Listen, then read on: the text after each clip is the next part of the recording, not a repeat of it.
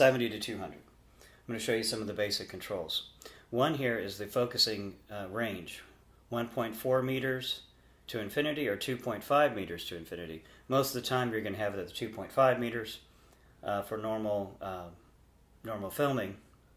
The only time you'd use it at 1.4 is in case you need to get really close when you're autofocusing. In manual focus mode, you can focus anywhere you want. It doesn't limit that. So right now we're in autofocus. You can switch to manual focus to manually focus the lens. AF, obviously, autofocus. And then we have our image stabilizer here at the bottom. On a tripod, you turn it off. On a monopod, you do want it on because you're moving around a bit. And of course, handheld, you want it on. And on the bottom here is the stabilizer mode, 1 or 2. 2, I believe, is best for video. Okay, I've just unlocked the little screw here on the side, which helps you rotate the lens, which you'd only really need for still photography, but for this case I'm going to show you what you can do with it. So there's your 270 to 200 zooming range, and here's your focusing ring here.